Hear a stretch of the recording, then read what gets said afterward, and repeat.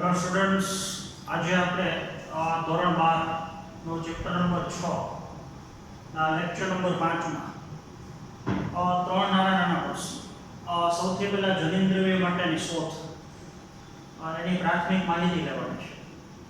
પછી જનિન્દ્રિયની શોધ માટે ગ્રિફિથનો પ્રયોગ અથવા રૂપાંતરણીય સિદ્ધાંત એ સમજવાનું છે. અને ત્યારબાદ રૂપાંતરિત સિદ્ધાંત જૈવરાસાયણિક લાક્ષણિક બીજો એક પ્રયોગ આપણે સમજવાનો છે. તો સૌથી પહેલા તો જનિન્દ્રિય માટેની શોધ. તો આપણને ખબર છે જોહાન્સન ફ્રીડરિક મિસર. તો મિસર નામના વૈજ્ઞાનિક મનુષ્યના જે શ્વેતકણ છે એ શ્વેતકણના કોષોના કોષ કેન્દ્રની અંદર એક એસિડિક પદાર્થ જેને અત્યારે આપણે ડીએનએ કહીએ છીએ, તો એ એસિડિક પદાર્થની એને શોધ કરી અને એનું નામ એને ન્યુક્લિયન. તો મિસરે કોષના કોષ કેન્દ્રમાં ન્યુક્લિયન નામના પદાર્થની શોધ કરી. પણ એ પદાર્થની અંદર ફક્ત ડીએનએ નહોતો, ડીએનએ આરએનએ અને પ્રોટીનનું આખું મિશ્રણ હતું. તો તેઓ સાબિત ન કરી શક્યા કે ખરેખર સજીવનું જનિન્દ્રિય કયું છે. એ ન્યુક્લિયન નામના પદાર્થની શોધ કરી શક્યા. એવી જ રીતે આપણને ખબર છે મેન્ડલે વટાણાના છોડ ઉપર આનુવંશિકતા માટેના જે પ્રયોગો કર્યા છે, આનુવંશિકતા જે પ્રયોગો પરથી સમજાય છે. તો હવે મિસરનું કાર્ય અને મેન્ડલનું કાર્ય એ લગભગ એક જ સમયમાં થયેલું છે. અને છતાં પણ આપણે લાંબા સમય સુધી એ ન સમજી શક્યા કે ખરેખર સજીવનું જનિન્દ્રિય કયું છે. ડીએનએ છે, આરએનએ છે, પ્રોટીન છે, એ જનિન્દ્રિયની રાસાયણિક પ્રકૃતિ કઈ છે એ આપણે લાંબા સમય સુધી શોધી ન શકીએ. તો બે વૈજ્ઞાનિકોનું કાર્ય એક જ સમયગાળામાં થયેલું છે અને બે વૈજ્ઞાનિકોએ જે માહિતી આપી છે, એકે ન્યુક્લિયનની શોધ કરી, એકે આનુવંશિકતા છે એના માટેના નિયમો આપ્યા, એક સંકરણ અને દ્વિસંકરણના પ્રયોગો કરીને આપણને આનુવંશિકતાના નિયમો સમજાય. છતાં પણ આપણે લાંબા સમય સુધી ટેકનિકલ ખામીના લીધે એ સમયની અંદર માઇક્રોસ્કોપનો પૂરેપૂરો વિકાસ થયેલો નહોતો. તો આપણે લાંબા સમય સુધી એ ન સમજી શક્યા કે ખરેખર સજીવનું જનિન્દ્રિય ડીએનએ છે, એનું રાસાયણિક બંધારણ આપણે સાબિત ન કરી શકીએ. બીજું 1926ની આજુબાજુ જે જનિન્દ્રિય છે, આનુવંશિકતા માટે જવાબદાર જે જનિન્દ્રિય છે એનું આણ્વિક બંધારણ સમજવા માટેના પ્રયત્નો શરૂ થયા. તો 1926ની આજુબાજુનો સમયગાળો ત્યારે આપણે આનુવંશિકતા અથવા જનિન્દ્રિયને સમજવા માટે આપણે એની આણ્વીય સંરચના, ખરેખર જનિન્દ્રિય કયું છે એ સાબિત કરવામાં આપણે પ્રગતિ કરી. બીજી અગત્યની વસ્તુ, આગળના જે વૈજ્ઞાનિકો છે મેન્ડલ છે, મોર્ગન છે, દાખલા તરીકે સટર અને બોરી છે, તો આ બધા વૈજ્ઞાનિકોએ જે સંશોધનો કર્યા છે એ સંશોધનો ઉપરથી આપણે એટલું સાબિત કરી શક્યા કે મોટાભાગના સજીવના કોષોના કોષ કેન્દ્રમાં રંગસૂત્ર નામની રચના આવે છે. પણ એ વૈજ્ઞાનિકોની માહિતી ઉપરથી આપણે એ સાબિત ન કરી શક્યા કે ખરેખર સજીવનું જનિન્દ્રિય કયું છે, એનું રાસાયણિક બંધારણ કયું છે. તો એના માટે અલગ અલગ વૈજ્ઞાનિકોએ અલગ અલગ સમયે પ્રયોગો કરેલા છે. તો સજીવનું જનિન્દ્રિય એ ડીએનએ છે અથવા સજીવનું જનિન્દ્રિય ન્યુક્લિક એસિડ છે એ સાબિત કરવા માટેનો સૌથી પહેલો પ્રયોગ એ ગ્રિફિથ નામના વૈજ્ઞાનિકે પ્રયોગ કરેલો છે. તો 1928ની અંદર ગ્રિફિથ નામના વૈજ્ઞાનિક સ્ટ્રેપ્ટોકોકસ નિમોનિયા, તો સ્ટ્રેપ્ટોકોકસ નિમોનિયા નામના બેક્ટેરિયાનો ઉપયોગ કરી અને ઉંદર ઉપરના એના પ્રયોગો કરેલા છે. અને જે પ્રયોગને આપણે રૂપાંતરણીય સિદ્ધાંત અથવા એને રૂપાંતરિત પ્રયોગ એ કહી શકો. તો એ પ્રયોગ આપણે આજે ખાસ સમજવાનો છે. તો ગ્રિફિથનો પ્રયોગ. તો ગ્રિફિથે પોતાના પ્રયોગની અંદર જે બેક્ટેરિયાનો ઉપયોગ કરેલો છે એનું નામ છે સ્ટ્રેપ્ટોકોકસ નિમોનિયા.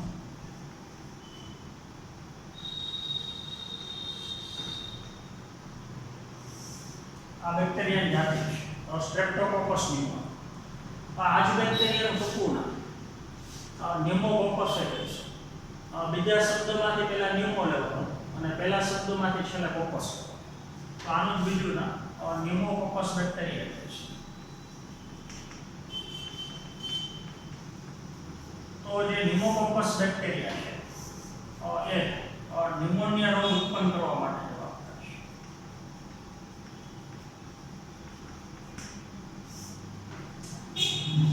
તો ખાસ કરીને સસ્તન વર્ગના જે પ્રાણીઓ છે એને જ્યારે બેક્ટેરિયાનો ચેપ લાગુ પડતો હોય સ્ટ્રેપ્ટોકોકસ ન્યુમોનિયા, તો ત્યારે એ સજીવોની અંદર ફેફસામાં થતો રોગ જેને આપણે ન્યુમોનિયા રોગ કહીએ છીએ. તો હવે ગ્રિફિથ નામના વૈજ્ઞાનિકે સજીવનું જનિત દ્રવ્ય ડીએનએ છે એ સાબિત કરવા માટે બેક્ટેરિયાના ઉંદરનો ઉપયોગ કર્યો. તો સૌથી પહેલા સ્ટ્રેપ્ટોકોકસ ન્યુમોનિયા બેક્ટેરિયા એ બે પ્રકારના છે. એક બેક્ટેરિયાને આપણે એસ સ્ટ્રેન કહીએ છીએ, અહીંયા આપણે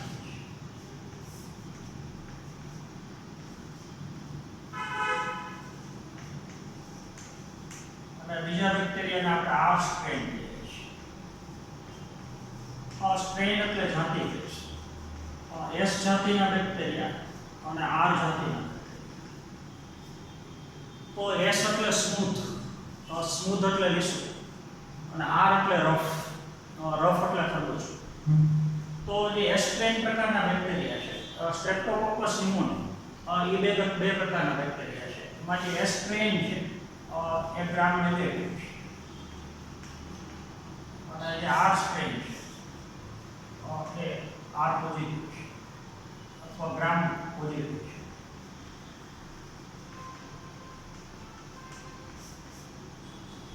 તો હવે બંને બેક્ટેરિયાના જે સપાટીના ગુણધર્મો છે, ભૌતિક ગુણધર્મો એ અલગ અલગ છે. એસ સ્ટ્રેન જાતિ એ ઝેરી જાતિ છે, અને આર સ્ટ્રેન જાતિ છે એ બિન ઝેરી જાતિ છે. તો સ્ટ્રેપ્ટોકોકસ ન્યુમોનિયા એમાં જો એસ સ્ટ્રેનનો ચેપ સજીવને લાગુ પડતો તો ન્યુમોનિયા રોગ થાય છે, કારણ કે ઝેરી જાતિ છે. આર સ્ટ્રેનનો જો સજીવને ચેપ લાગુ પડતો તો એ ન્યુમોનિયા રોગ ઉત્પન્ન કરી શકતા નથી. તો બે બેક્ટેરિયાના સપાટીના ગુણધર્મો અલગ અલગ છે. એસ સ્ટ્રેન બેક્ટેરિયા આપણે બતાવ્યું તો એ બેક્ટેરિયાની કોષની જે સપાટી છે એ એકદમ લીસી છે. તો ત્યાં પોલિસેકેરાઇડ આખું સુવાળું આવરણ છે, ખાસ સમજવાનું છે. તો એના માટેના જનીનો આ બેક્ટેરિયા હશે. એસ સ્ટ્રેન એસ જાતિ અથવા કહી શકો ઝેરી જાતિ. તો એ બેક્ટેરિયાની બાહ્ય સપાટી સ્મૂથ છે, લીસી છે. ત્યાં શ્લેષ્મા અથવા પોલિસેકેરાઇડ એકદમ લીસું આવરણ છે, અને જેના લીધે જ આ બેક્ટેરિયા ઝેરી છે. જે જાતિ બિન ઝેરી છે તો એ બેક્ટેરિયાની બાહ્ય સપાટી ખરબચડી છે. તો એ બેક્ટેરિયાની બાહ્ય સપાટી ઉપર આવું પોલિસેકેરાઇડનું આવરણ એ ગેરહાજર છે, કારણ કે એના માટેના જનીનો આમાં ગેરહાજર છે. તો આ બેક્ટેરિયા બિન ઝેરી છે, એ ન્યુમોનિયા રોગ ઉત્પન્ન કરી શકતા નથી. તો ગ્રિફિથ નામના વૈજ્ઞાનિકે સૌથી પહેલા તો બે બેક્ટેરિયા સંવર્ધન પ્લેટ ઉપર પોષક માધ્યમ બનાવીને ઉછેર કર્યો. લેબોરેટરીની અંદર પ્લેટ ઉપર આખું પોષક માધ્યમ બનાવ્યું, અને એ પોષક માધ્યમમાં આ બેક્ટેરિયાનો ચેપ લગાડ્યો, અલગ અલગ પોષક માધ્યમ, અને બેક્ટેરિયાની સંખ્યા પહેલા વધારી, અને પછી બેક્ટેરિયા ચેપ છે ઉંદરને લગાડવામાં આવ્યો, અને પછી જોવામાં આવ્યું કે ઉંદરની અંદર ન્યુમોનિયા રોગ થાય છે કે થતો નથી. તો એ પ્રયોગ હવે આપણે કરીએ છીએ. તો સૌથી પહેલા એસ સ્ટ્રેન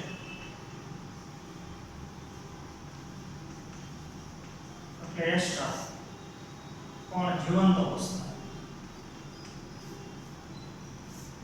એનું ઉંદરને ઇન્જેક્શન આપવામાં આવ્યું, એટલે ઉંદરમાં અંતઃક્ષેપ એટલે ઉંદરના શરીરની અંદર એસ સ્ટ્રેન જાતિના જે જીવંત બેક્ટેરિયા છે એનો પ્રવેશ કરવામાં આવ્યો. તો ઉંદર મૃત્યુ પામે.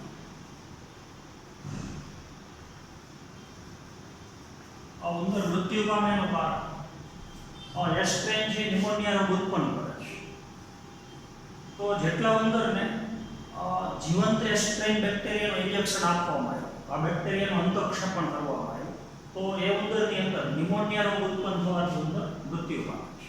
પ્રયોગમાં એને આવું જોવા મળ્યું. બીજો પ્રયોગ આર સ્ટ્રેન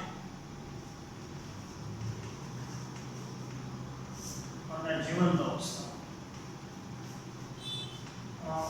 આ બેક્ટેરિયા જ્યારે ઉંદરની અંદર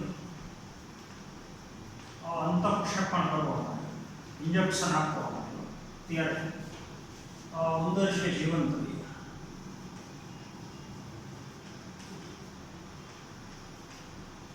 તો બે સીધું સમજી શકો છો કે આ સ્ટ્રેન છે બિનઝેરી છે, એની બાહ્ય સપાટી ઉપર ઝેરી પોલિસેકેરાઇડનું જે સુવાળું આવરણ છે શ્લેષ્મા એ ઘેરાયેલું છે.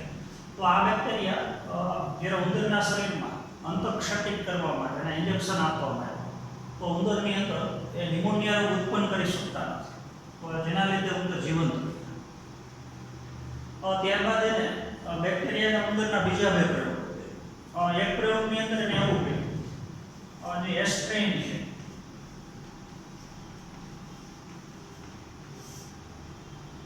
એને ગરમીથી મૃત બને.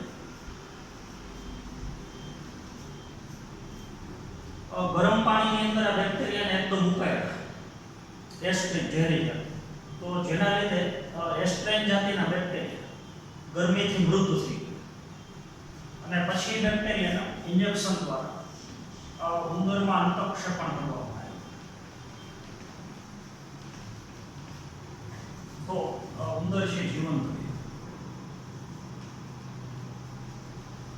તો આ તમે સમજીશું અમુક જથ્થામાં જ્યારે એસ્ટ્રેનના ગરમીથી મૃત કરેલા બેક્ટેરિયા એ ઉંદરના શરીરની અંદર દાખલ કરવામાં આવ્યા, તો હવે બેક્ટેરિયા મૃત છે એટલે સજીવના શરીરમાં દાખલ થયા પછી પોતાની સંખ્યા વધારી ન શકે તો નિમોનિયા રોગ ઉત્પન્ન ન કરી શકે, જેના લીધે ઉંદર છે જીવંત. તો હવે સૌથી અગત્યનો ચોથો પ્રયોગ, એક પ્રયોગમાં એને એવું બેક્ટેરિયાનું મિશ્રણ બરોબર સમજવાનું. એસ્ટ્રેન એ આની જેમ જ ગરમીથી મૃત અને પ્લસ જીવંત અવસ્થામાં આર છે.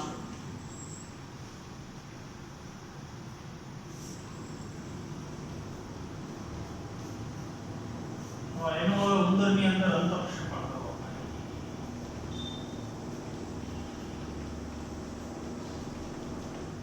તો ઉંદર મૃત્યુ.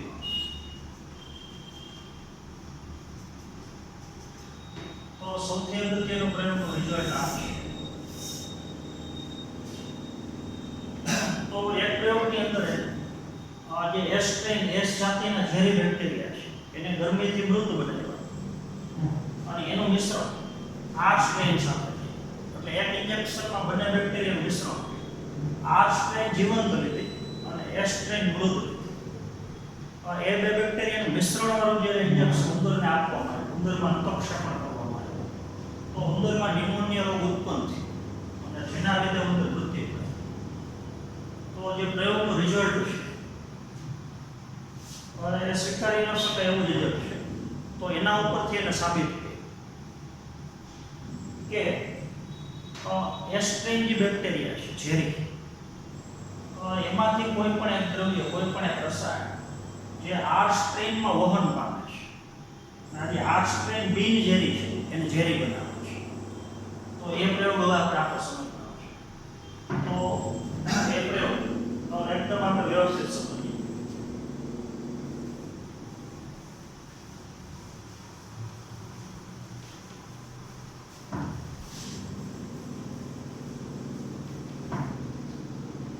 તો પ્રયોગમાં એને એવું સાબિત થયું કે ઇન્જેક્શનની અંદર જે એસ્ટ્રેન છે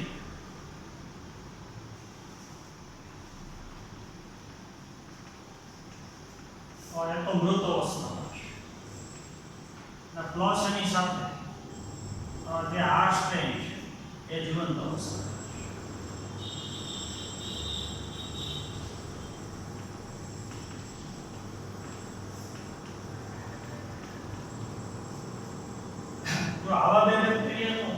મિશ્ર કરેલું ઇન્જેક્શન જો ઉંદરને આપવામાં અને છતાંય જો ઉંદરની અંદર ન્યુમોનિયા રોગ પેદા થતો આ ઉંદર છે મૃત્યુ થતું, તો પ્રયોગ સાબિત કરે છે કે એ સ્ટ્રેનમાંથી કોઈ પણ એક રસાયણ એ આ સ્ટ્રેન બેક્ટેરિયામાં વહન પામે છે અને આ બેક્ટેરિયાનું રૂપાંતરણ કરે છે.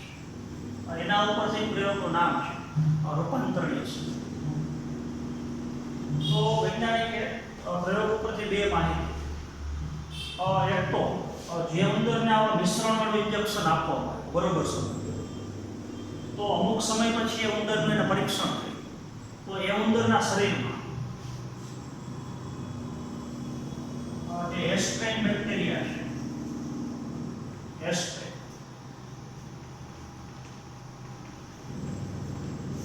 એ ઉંદરના શરીરમાં જીવંત અવસ્થામાં,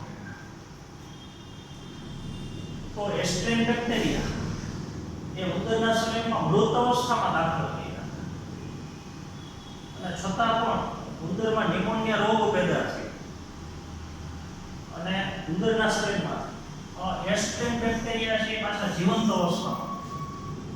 તો એનું કારણ વૈજ્ઞાનિક અનુમાન કે જે આ સ્ટ્રેન બેક્ટેરિયા છે એનું રૂપાંતરણ એસ્ટ્રેનમાં, તો વૈજ્ઞાનિકે સાબિત કર્યું કે આ સ્ટ્રેન બેક્ટેરિયા છે એના કોષોની સપાટી ઉપર પોલિસેકેરાઇડનું સુવાળું આવરણ ન હોય, બાકી આ બેક્ટેરિયા બિનઝેરી છે, પણ એ બિનઝેરી બેક્ટેરિયાનું રૂપાંતરણ ઝેરી બેક્ટેરિયામાં અને એના માટેનું કારણ આ સ્ટ્રેન બેક્ટેરિયા જે મૃત અવસ્થામાં એસ્ટ્રેન બેક્ટેરિયા છે એમાંથી પોતાનું એક દ્રવ્ય અને એ દ્રવ્ય મોટા ભાગે જનીન. તો એસ્ટ્રેન બેક્ટેરિયામાં બરોબર સમજવાનું છે કોષની સપાટી ઉપર પોલિસેકેરાઇડનું જે સુવાળું આવરણ છે એ આવરણ બનાવવા માટેનું જે જનીન છે એ આ બેક્ટેરિયા પાસે છે. તો આ બેક્ટેરિયામાંથી જનીન દ્રવ્ય એવો કોઈ પણ એક ઘટક જે મૃત એસ્ટ્રેન બેક્ટેરિયામાંથી જીવંત આ સ્ટ્રેન બેક્ટેરિયામાં વહન પામે છે. હવે જો આ જનીન આ સજીવને મળે આ બેક્ટેરિયા, તો એ બેક્ટેરિયા એ જનીનનો ઉપયોગ કરી અને પોતાના કોષોની સપાટી ઉપર આવું સુવાળું આવરણ બનાવે છે. તો ખરબચડી સપાટીવાળા બેક્ટેરિયાનું રૂપાંતર થઈ જાય વિષી સપાટીવાળા બેક્ટેરિયા. તો આ બેક્ટેરિયા જે જીવંત છે એનું રૂપાંતરણ થઈ ગયું જીવંત એસ્ટ્રેન, અને જેના લીધે ઉંદરની અંદર ન્યુમોનિયા રોગ પેદા છે. તો પ્રયોગ ઉપરથી એને સાબિત કર્યું કે એસ્ટ્રેન જે મૃત છે એમાંથી કોઈ પણ એક રસાયણ, કોઈ પણ એક દ્રવ્ય, કોઈ પણ એક પદાર્થ અથવા જનીન દ્રવ્ય જે મૃત એસ્ટ્રેનમાંથી જીવંત આ સ્ટ્રેનની અંદર વહન પામે છે અને આ સ્ટ્રેન બેક્ટેરિયાની અંદર રૂપાંતરણ કરે છે. તો શું રૂપાંતરણ થાય? તો કે આનું જનીન દ્રવ્ય આને મળવાથી એ જનીન દ્રવ્યનો ઉપયોગ કરી અને આ બેક્ટેરિયા પોતાના કોષોની સપાટી ઉપર પોલિસેકેરાઇડનું સંશ્લેષણ અને જેના લીધે બિનઝેરી બેક્ટેરિયાનું રૂપાંતર ઝેરી બેક્ટેરિયામાં થાય અથવા જીવંત આ સ્ટ્રેનનું રૂપાંતર જીવન એસ્ટ્રેન. તો એટલા માટે અમુક સમય પછી એ ઉંદરના શરીરમાંથી એસ્ટ્રેન બેક્ટેરિયા છે જીવંત અવસ્થામાં જોવા મળે. તો ગ્રિફિથ નામના વૈજ્ઞાનિક એટલું ખાલી સાબિત કરી છે કે એક બેક્ટેરિયામાંથી કોઈ પણ એક એવું દ્રવ્ય જે આ બેક્ટેરિયામાં વહન પામે છે, એસ બેક્ટેરિયામાંથી આ બેક્ટેરિયામાં, અને જેના લીધે આ બેક્ટેરિયાના જે ભૌતિક સ્વરૂપ છે પ્રતિબંધ કોષની સપાટી ઉપરનું ભૌતિક સ્વરૂપ એમાં ફેરફાર થાય છે, ત્યાં પોલિસેકેરાઇડનું સંશ્લેષણ થાય છે. પણ પ્રયોગ ઉપરથી તેઓ સાબિત ન કરી શકે કે ખરેખર એસ્ટ્રેનમાંથી આ સ્ટ્રેનમાં વહન પામતું દ્રવ્ય ડીએનએ છે. તો જનીન દ્રવ્ય છે એની જૈવ રાસાયણિક સાબિતી ન આપી શકે. ગ્રિફિથ નામના વૈજ્ઞાનિક તેઓ સાબિત ન કરી શક્યા કે આ બેક્ટેરિયામાં વહન પામતું દ્રવ્ય ડીએનએ છે અને ડીએનએ બેક્ટેરિયાનું જનીન દ્રવ્ય છે. તો એનો જૈવ રાસાયણિક પુરાવો ન આપી શક્યા અને એની સાબિતી ન કરી શક્યા. એ સાબિતી થઈ એના પછીના ગ્રિફિથે પોતાનો પ્રયોગ કર્યો 1928 ત્યાર પછીના અમુક વર્ષની અંદર ત્રણ વૈજ્ઞાનિક એવરી મેક્લિઓઇડ અને મેકા એવરી મેક્લિઓડ અને મેકાર્ડી એ ત્રણ વૈજ્ઞાનિકો 1933 થી 1944 સુધી આ જે રૂપાંતરણીય સિદ્ધાંત છે એ રૂપાંતરણીય સિદ્ધાંતનું જૈવ રાસાયણિક લાક્ષણિકરણ એને આ શોધ્યું કે ગ્રિફિથે પોતાના પ્રયોગમાં એવું દર્શાવ્યું છે કે એસ્ટ્રેન બેક્ટેરિયામાંથી કોઈ પણ એક દ્રવ્ય એ આ સ્ટ્રેન બેક્ટેરિયામાં વહન પામે છે અને આના ભૌતિક સ્વરૂપમાં ફેરફાર કરે છે તો ખરેખર એ દ્રવ્ય ડીએનએ છે. તો ડીએનએ જ આ બેક્ટેરિયાનું જનીન દ્રવ્ય છે એનું જૈવ રાસાયણિક લાક્ષણિકરણ છે. જે રૂપાંતરિત સિદ્ધાંત છે એનો ઉપયોગ કરી અને એને જનીન દ્રવ્યની શોધ કરી. તો આ કાર્ય ત્રણ વૈજ્ઞાનિકો. તો જ્યાં સુધી એવરી મેકાર્ડી અને મેક્લિઓડ આ ત્રણ વૈજ્ઞાનિકોએ જ્યાં સુધી આ સંશોધન નહોતું કર્યું તો એની પહેલાના સમયમાં એવું માનવામાં આવતું કે મોટાભાગના સજીવમાં જનીન દ્રવ્ય તરીકે પ્રોટીન છે. તો ત્રણ વૈજ્ઞાનિકોએ આ જે રૂપાંતરિત સિદ્ધાંત છે ગ્રિફિથનો એને લેબોરેટરીની અંદર એની જૈવ રાસાયણિક સાબિતી હતી. ત્યાર પછી આપણે જાણી શક્યા કે મોટાભાગના સજીવો જનીન દ્રવ્ય તરીકે ડીએનએનો અંગ છે, ડીઓક્સીરિબોન્યુક્લિક એસિડ છે. તો સજીવનું જનીન દ્રવ્ય પ્રોટીન નથી પણ ડીએનએ છે. તો એના માટે એને લેબોરેટરીની અંદર પ્રયોગ કર્યો અને એ પ્રયોગ દ્વારા અને ગ્રિફિથનો પ્રયોગ છે એના ઉપરથી જનીન દ્રવ્ય જે જૈવ રાસાયણિક લાક્ષણિકતા છે કે જનીન દ્રવ્ય ડીએનએ ના બનેલા છે તેનું રાસાયણિક બંધારણ એને સાબિત કર્યું. તો એ પ્રયોગ આપણે થોડો સમજવાનો છે અને એકદમ સહેલો પ્રયોગ છે.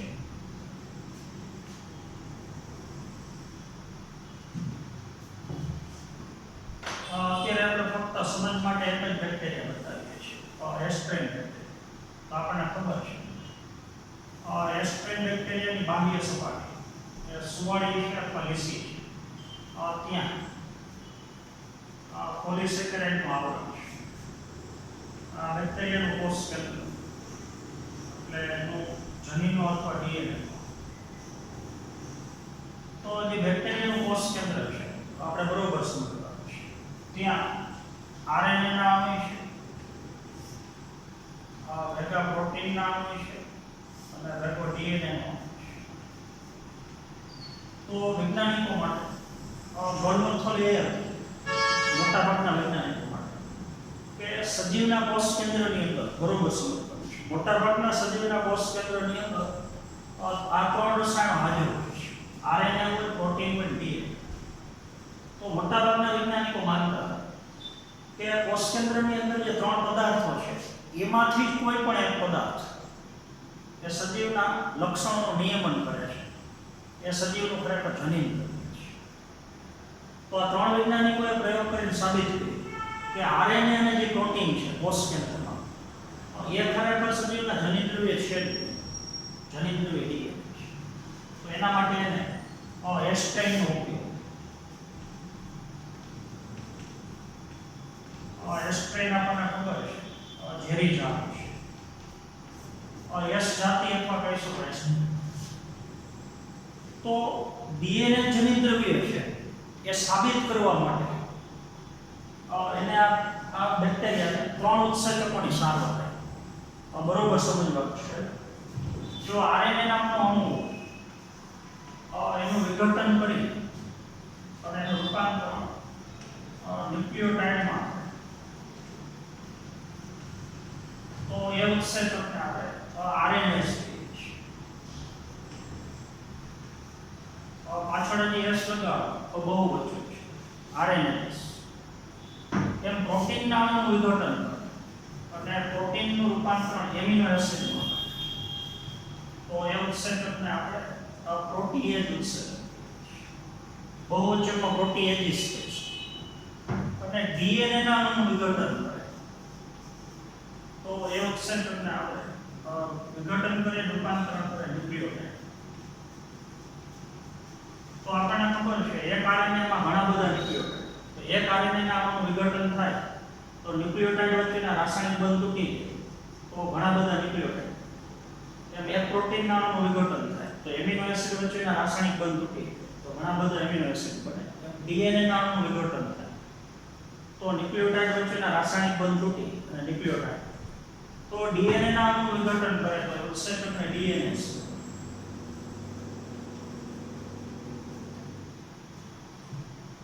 તો સૌથી પહેલા બરોબર આપણે સમજો બેક્ટેરિયા આરએનએસ અને પ્રોટીએઝની સારવાર. આ બેક્ટેરિયા આરએનએસ અને પ્રોટીએઝ તો સંવર્ધન માધ્યમની અંદર જે એસ્ટ્રેન બેક્ટેરિયા છે એને જ્યારે આરએનએ ઉત્સેચક અને પ્રોટીએઝ ઉત્સેચકની સારવાર બરોબર સમજ તો કોષ કેન્દ્રમાં આવેલા જે આરએનએ અને પ્રોટીન છે એનું વિઘટન થશે આ ઉત્સેચક. તો કોષ કેન્દ્રમાં હવે ફક્ત ડીએનએ આ બે વિઘટન બેક્ટેરિયાના બે ઉત્સેચકની જ્યારે સારવાર આવી અને પછી આ બેક્ટેરિયાને આર સ્ટ્રેન બેક્ટેરિયાની સાથે સંપર્કમાં લઈ આવવામાં તો આ બેક્ટેરિયાનું રૂપાંતર એ જોવા મળ્યું.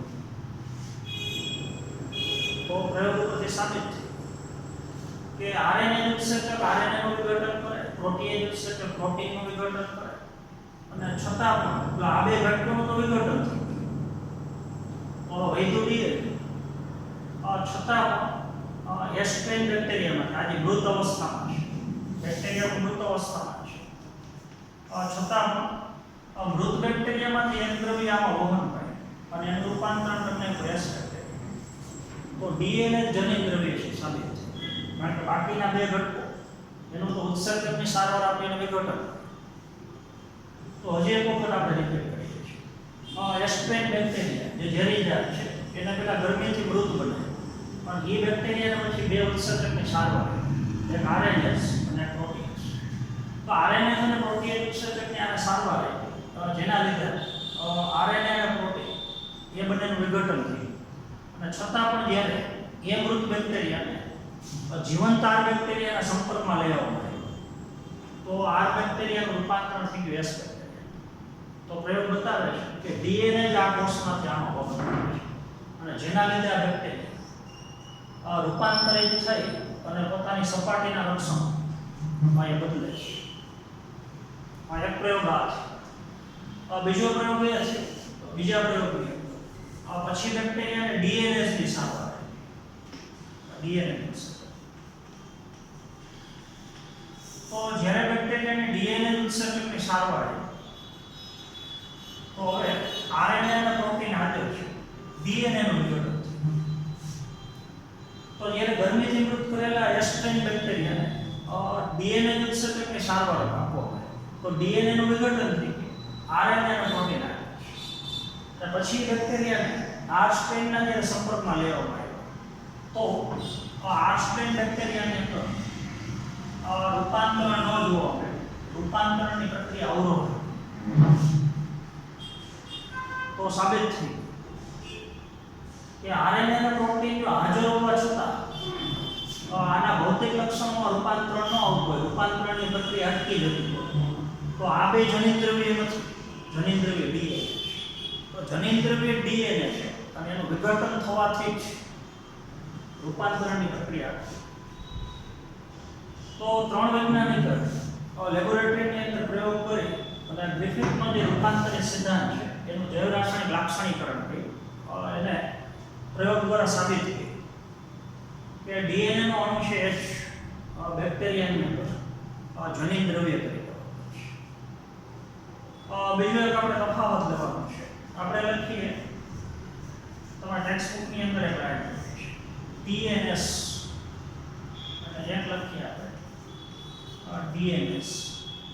તો આ બે ઘણો બધો તફાવત ડીએનએસ એટલે તો ડીએનએ ના અણુની વાત છે બહુવચન છે ડીએનએ ના ઘણા બધા તો ડીએનએ તમને ખબર છે જનીન અને પાછળ એસ લગાડી ડીએનએસ તો ડીએનએ ના અણુની વાત થાય છે પણ ડીએનએઝ કહીએ. ડીએન પછી પાછળ એસ નથી લગાડે તો આ ઉત્સેચક. તો એ ઉત્સેચક આનું વિઘટન કરતો. તો ડીએનએ નું વિઘટન કરતો ઉત્સેચક એની પાછળ એસ લગાડો એટલે ડીએનએસ. આરએનએ નું વિઘટન કરતો ઉત્સેચક પાછળ એસ લગાડો આરએનએસ. પ્રોટીન નું પાચન કરતો ઉત્સેચક પ્રોટીએસ. લિપિડ નું પાચન કરતો હોય તો લાઇપેઝ. તો એ તમને ખબર છે. માલ્ટોસ નું પાચન કરતો હોય તો માલ્ટેસ. તો હવે આજના પિરિયડમાં આપણે અહીંયા સુધી રાખશું. આવતા પિરિયડમાં હજી આપણે ડીએનએ જ જનીન દ્રવ્ય છે એ જનીન દ્રવ્યની શોધ માટે બીજો એક હર્શી અને ચેઝનો પ્રયોગ એ આપણે આવતા પિરિયડમાં સમજવાનું છે. તો આજના પિરિયડમાં આપણે અહીંયા સુધી રાખશું. Thank you.